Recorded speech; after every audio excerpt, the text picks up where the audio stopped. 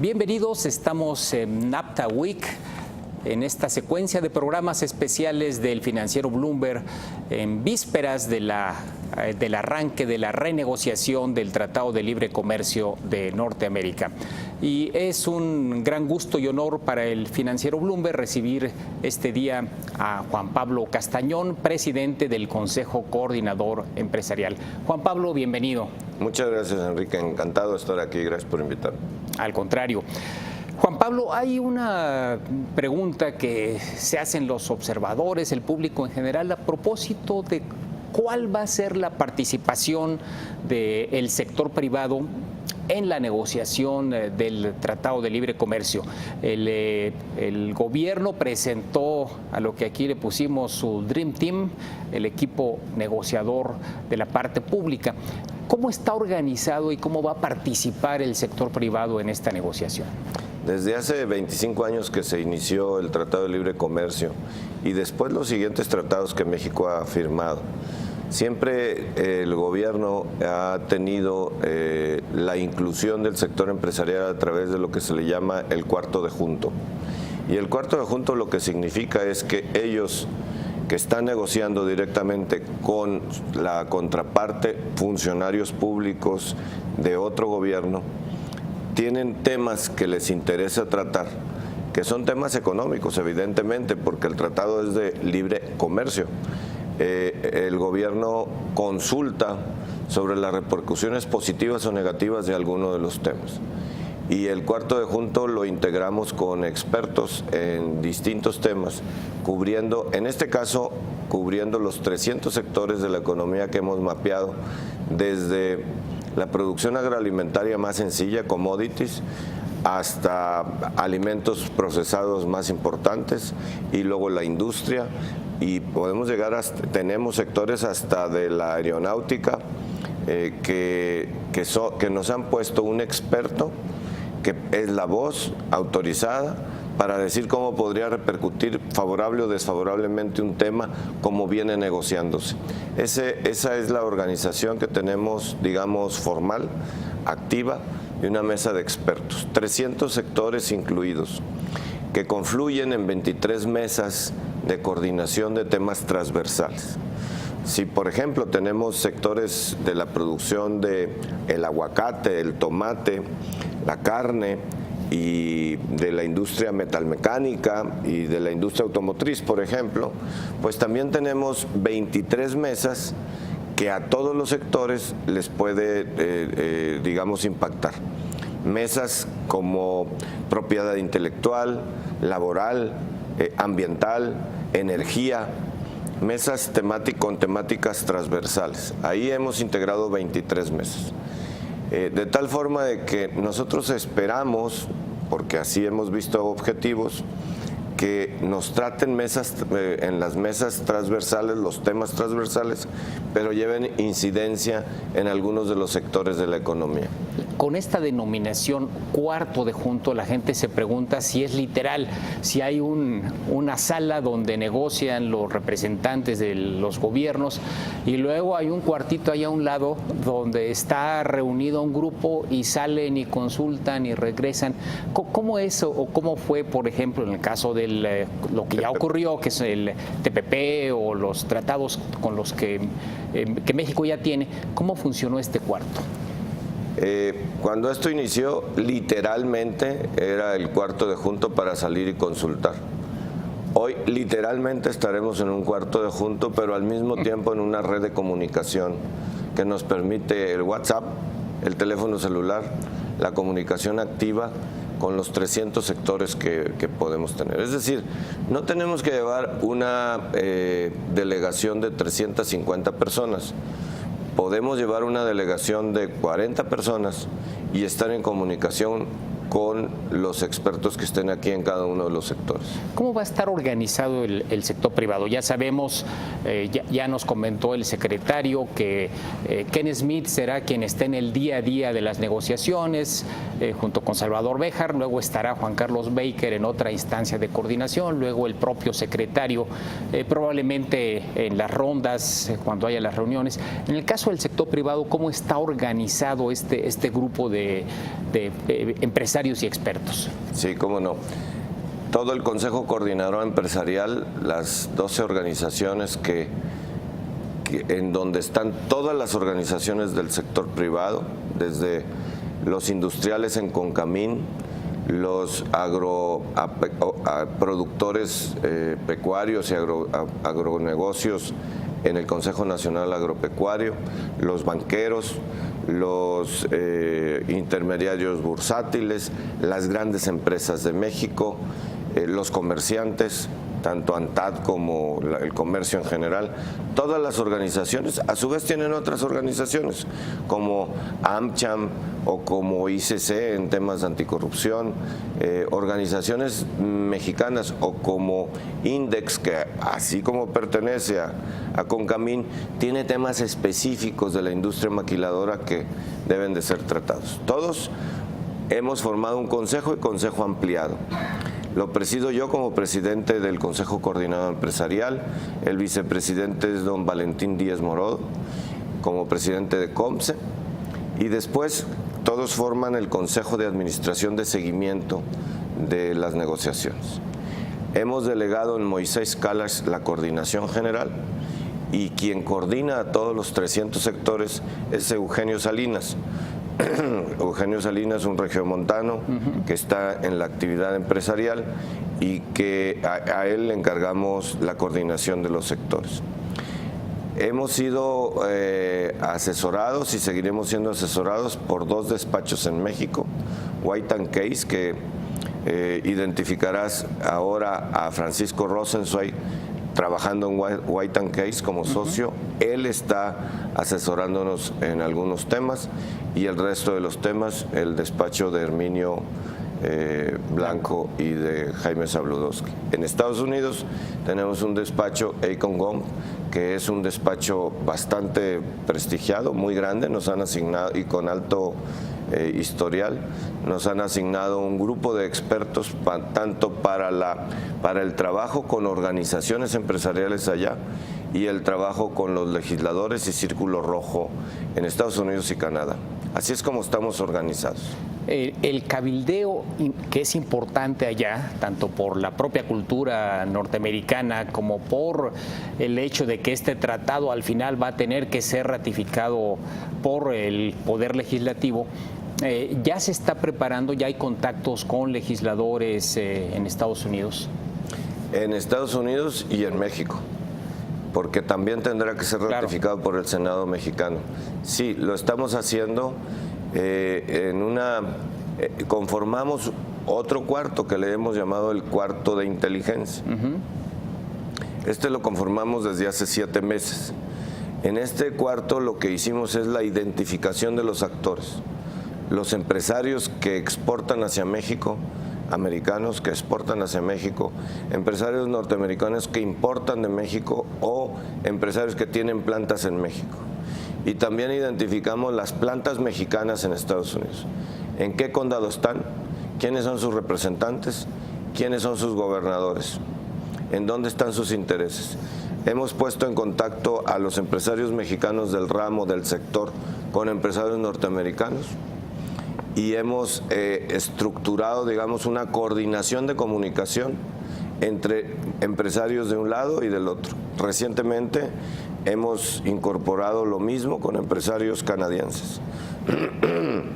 El trabajo que hacemos con los legisladores lo hacemos a través de nuestro despacho y a través de los empresarios norteamericanos que se identifican con el valor de tener NAFTA, el valor de profundizarlo y de modernizarlo.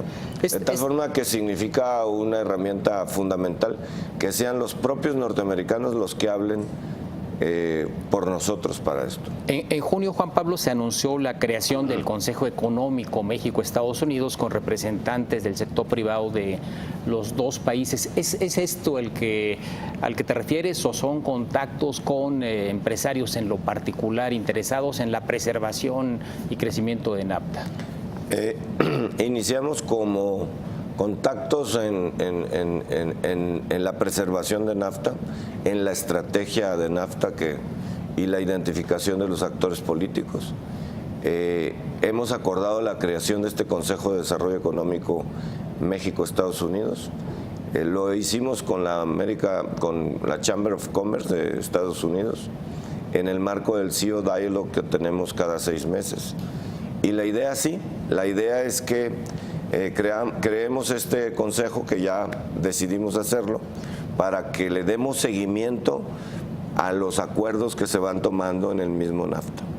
De tal forma de que busquemos mayor competitividad de los países, seguimiento a la sustitución de algunas importaciones y atracción de inversiones y mayor sinergia entre los países. Recomendaciones a nuestros gobiernos para agilizar comercio y para profundizar en comercio que pudiéramos o inversiones que pudiéramos tener. En los últimos días de julio, junto con la presentación del equipo negociador, la Secretaría de Economía entregó al Senado un documento de los objetivos, las grandes líneas de la negociación. ¿Cómo evalúa el sector privado este contenido, este documento, Juan Pablo? Esto es en el marco de una obligación que tiene el secretario de Economía de presentar sus objetivos de negociación previo a que inicien las negociaciones. Lo hizo el 29 de julio, seguramente para anticiparse un poco a la fecha, que hoy ya estamos cerca del 16. El contenido del documento es precisamente lo que hemos venido trabajando. Evidentemente vamos a iniciar una negociación, Enrique. No podemos hablar de pormenores ni de estrategia de negociación porque no puedes hacerlo público, pero sí puedes decir los principios básicos y cómo te estás organizando. Y en ese sentido, los principios básicos nosotros coincidimos. No hay que descomponer lo que funciona bien, tenemos que trabajarlo trilateralmente y tenemos que buscar, al final de cuentas, preservar el tratado al menor costo posible y con las mejores oportunidades que podamos encontrar, porque cuando encuentras un costo también encuentras una oportunidad y quizá la oportunidad sea mejor y estés dispuesto a absorber tu costo. Y por último, necesitamos hacer de la región una región competitiva. No se trata de 3 países. Finalmente lo que queremos es que tengamos una región competitiva. Hemos acordado, por cierto, los empresarios canadienses, americanos y mexicanos, que busquemos que nuestros países en el medio de la negociación generen política pública similar, que haga sinergia, para, en materia de energía, ser la región más competitiva del mundo. Tenemos las condiciones, hay que alinear política pública para generar tecnológicamente las posibilidades.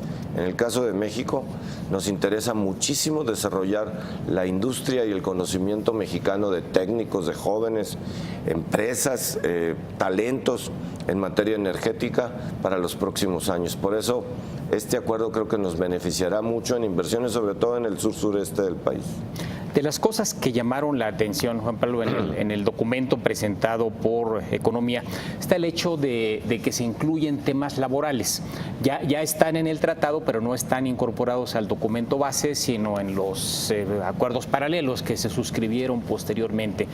Y se habla inclusive de un tema que es la movilidad laboral, muy polémico, muy interesante, planteando que se buscarían mecanismos creativos para permitir una mayor movilidad laboral en la zona del tratado. ¿Cómo visualiza el sector privado la incorporación de este tema laboral? Será un tema no fácil, será un tema que tendremos que discutirlo profundamente. La movilidad laboral nosotros vemos que la podemos facilitar a través de certificaciones. Un ingeniero, un técnico certificado para tales o cuales oficios podrá servir para una empresa que esté en sinergia o en cadena de valor, independientemente en cuál país está la cadena específica o la planta específica, en qué cadena está. Y nos parece que teniendo las certificaciones reconocidas por los 3 países, les podemos dar oportunidades a los trabajadores especializados a que puedan colaborar en un momento determinado, temporalmente o de manera definitiva, de acuerdo a ciertos pasos que podamos tener, pero solo por certificaciones. Evidentemente habrá otros temas más sencillos que ya hemos tenido mecanismos de empleo temporal, sobre todo para las temporadas en el campo, en el que pues, son necesarias las manos de obras para poder sacar adelante cosechas. Pero nuestro principal objetivo de esto es la movilidad laboral en temas de especialización y certificación. México ha venido avanzando en la calidad de sus exportaciones. Y hoy tenemos industria media, manufactura media y empezando la manufactura de mejor valor agregado, de más alto valor agregado. Pero requerimos más tecnología, requerimos más talento, desarrollarlo y con un tratado, con movilidad, podemos desarrollar el talento, contagiarnos del talento y poder entonces tener tecnologías mexicanas que aporten a competitividad y productividad del país. Solo para precisar, el hecho de que se incluya el tema laboral no significa que se esté buscando formalmente una homologación de salarios, porque a veces así se piensa. Estados Unidos reclama de que en México se pagan salarios más bajos que en su propio país.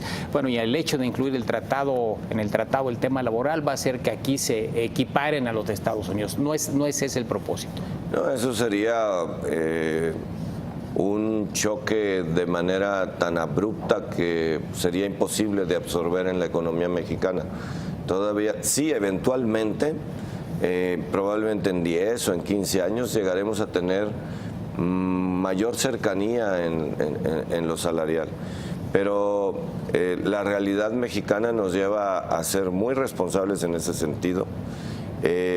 No podemos arriesgar la generación de empleos que hemos tenido en los últimos años tan importante y empleos cada vez más especializados y mejor pagados, y que por una medida, digamos, de política pública impositiva, roboticemos y perdamos empleos, roboticemos la economía y perdamos empleos, porque cualquier empresa que tenga su estructura de costos y que le den un brinco abrupto en uno de sus costos, pues buscará sustituirlos eventualmente. No debemos de generar una expectativa en ese sentido, porque sería inviable para la economía y muy peligroso para los empleos que hemos venido creando.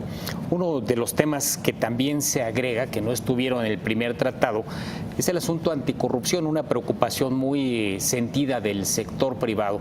Y ya en el documento de economía aparece este rubro del tema anticorrupción. ¿Cómo visualizas que se incorpore al tratado esta materia? Muy importante, pero solo quisiera retomar el tema laboral porque no lo quiero dejar solo como que nos opondríamos, sino hay mucho tema laboral que hay que tratar. Hemos venido avanzando en materia de justicia laboral, hemos venido avanzando en política laboral, capacitación y productividad laboral.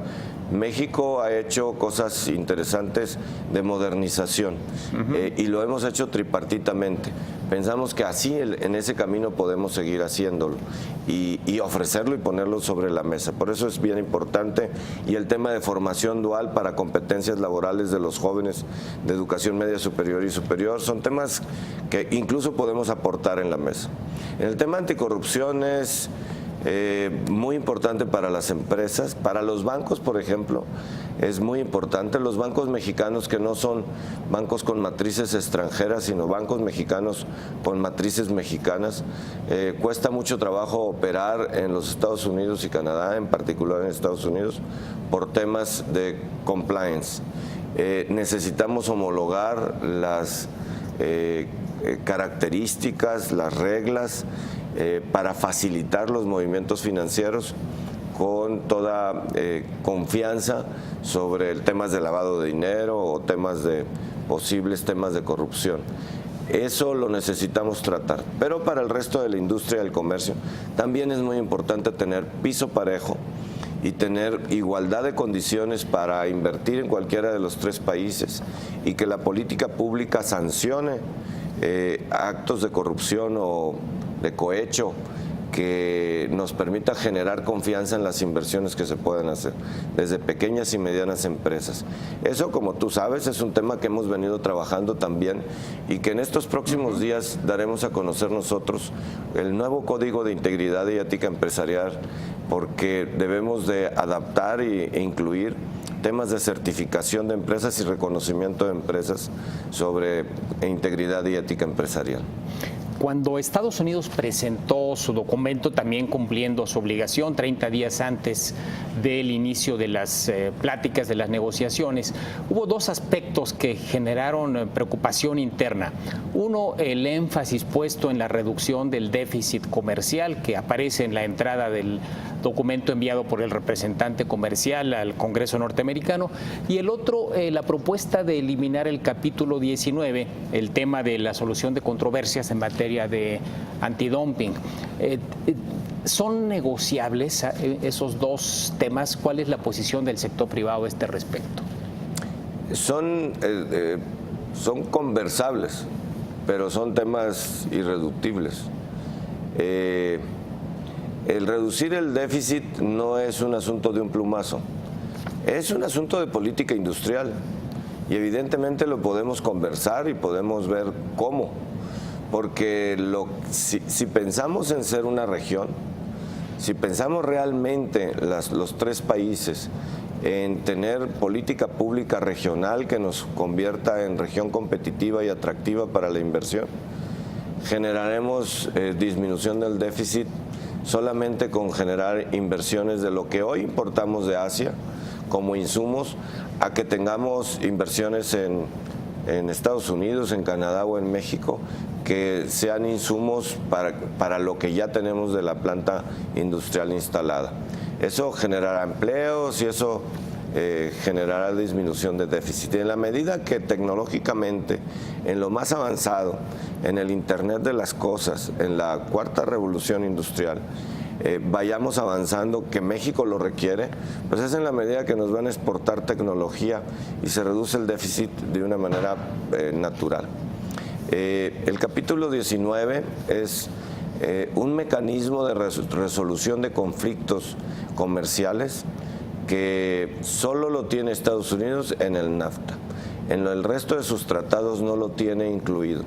Y se remiten a los mecanismos internacionales que la OMC tiene. Para nosotros es muy importante el capítulo 19 porque, déjame poner un ejemplo rápidamente. Si tú exportas, por decirte algo, mangos a Estados Unidos y en un momento determinado la región a donde exportaste considera que tú tienes un dumping que afecta a los productores de mango norteamericanos porque llegas con menor precio, porque tienes facilidades de tu gobierno, apoyos de tu gobierno, y te acusan de dumping y te meten una multa para compensar o un impuesto para compensar, como empresario puedes ir a la generación de un panel con 5 jueces que analizan el caso, 3 de un país y 2 del otro país, de tal forma que ellos van a determinar de una manera mucho más ágil que la OMC quién tiene la razón en ese conflicto comercial. Entonces, tener un mecanismo de resolución de conflictos muy ágil y accesible para las empresas, para los empresarios, es muy importante. Ahora bien, ellos lo quieren o lo ponen como un statement de eliminar. Y Canadá ya lo mencionó también, que lo tiene como un statement solo para empezar a negociar. México está en la posición de Canadá. Necesitamos tener un mecanismo en eso. Si el capítulo 19 se convierte en un 19 bis, pero sigue siendo un mecanismo ágil a donde las empresas puedan estar acudiendo y en lugar de 5 jueces van a ser 3 o 7, con algunos cambios que se puedan hacer para, digamos, modernizarlo, nosotros no tendríamos inconveniente. Pero tener un mecanismo ágil, accesible para las empresas, es importantísimo. Si queremos ser una región competitiva, tenemos que tener mecanismos internos de resolución de conflictos. Lo importante es la materia, digamos, esa es la parte irreductible, la parte negociable es si se redacta, si se le cambia de capítulo, si se agrega tal o cual cosa. Pero eliminarlo sería imposible, hasta para los norteamericanos mismos. Mira, en la historia de 25 años de tratado se ha recurrido a ese mecanismo 69 veces. No es mucho comparado con todo el comercio que se ha generado. Sin embargo, es un mecanismo que ahí está, que puedes utilizar y que sirve mucho para contar con él, para anticiparte y resolver los problemas antes. Tenemos ya poco tiempo, Juan Pablo, y me gustaría tener tu perspectiva del asunto del tiempo. Hay una preocupación a propósito de si va a ser factible sacar adelante esta negociación para que sea viable su ratificación en los respectivos congresos, porque tenemos año electoral en Estados Unidos, cambia el Congreso y cambia parte del Senado en el 2018, y tenemos desde luego el proceso federal y procesos estatales en México. ¿Cómo visualizas este horizonte? Sí, es muy importante y muy acertado lo que estás comentando. No podemos dejar que esto lo contaminen los procesos políticos. Cada país tiene que estar en contacto con sus legisladores para que ellos estén al tanto de cómo van los acuerdos y qué acuerdos se están tomando, y ellos también tengan una especie de retroalimentación al propio equipo negociador, de tal forma de que lo que se vaya acordando ya vaya siendo, digamos, planchado con los señores senadores que lo van a terminar ratificando. El calendario de rondas nos lleva a tomarnos a octubre, a fines de octubre. Yo creo que algunos temas tomarán un poco más de tiempo, pero espero que no mucho. Es decir, que a lo mejor en diciembre estuviéramos terminando ya dándonos la mano entre países para dejar arreglados los temas. Esto significará que los senadores en los tres países tendrán en su primer periodo durante el 2018 la facultad ya para ratificar. Esperemos que esto sea antes de que inicien formalmente los procesos electorales en México, evidentemente con tiempo suficiente, porque serán a mediados de año donde inician los procesos electorales en los Estados Unidos. Pero es muy importante haber aclarado entre México y Estados Unidos. Canadá no tiene proceso electoral, claro, la voluntad de agilizar, evidentemente sin prisa, pero también sin pausa, de tal forma de que lo podamos sacar. ¿Estás optimista? Sí, estoy positivo. No estoy desbordado, porque yo sé que cuando voy a entrar a cualquier negociación, esta es una negociación muy importante para el futuro de nuestro país, existen imponderables y sé que va a haber dificultades. No, nada va a ser sencillo. Va a haber roces y en un momento determinado tendremos entre los propios sectores puntos de vista diferentes. Estoy positivo porque estamos unidos, estamos bien organizados, traemos los temas y estamos con asesores suficientemente bien preparados y con experiencia. Hemos hecho, digamos, un puente de comunicación muy ágil y de orientación, qué es lo que queremos con el propio equipo negociador. Pienso que como equipo, entre empresarios y gobierno, estamos mejor organizados que nuestras contrapartes. Y yo creo que con mucha dignidad y profesionalismo estamos iniciando estas negociaciones. Por tanto, no puedes entrar con ánimo bajo a una negociación. Al contrario, tienes que entrar bien preparado y pensando que la vas a sacar adelante. Encontraremos dificultades, algunos costos, pero también encontraremos oportunidades y beneficios. Sabemos que vas a estar a partir del 16 de agosto en el arranque, en la primera ronda en Washington. Si nos permites, pues en la medida de lo posible te estaremos molestando para obtener la perspectiva del sector privado en este primer paso de la negociación, Juan Pablo. Con mucho gusto y en cada ronda. Es importante que nos ayuden a comunicar, a discutir hacia dónde vamos. Estamos construyendo las bases del México del siglo XXI, un siglo XXI que ya iniciamos, pero un siglo XXI que es muy largo todavía, y México va a ser una nación muy importante si hacemos las cosas bien. Juan Pablo Castañón, presidente del Consejo Coordinador Empresarial y ahora también cabeza del sector privado en esta renegociación del Tratado de Libre Comercio. Gracias por estos minutos para el Financiero Bloomberg. Encantado, Enrique, muchas gracias por invitarme y siempre a tus órdenes. Gracias a usted. Siga las transmisiones del Financiero Bloomberg en esta NAFTA Week. Hasta luego.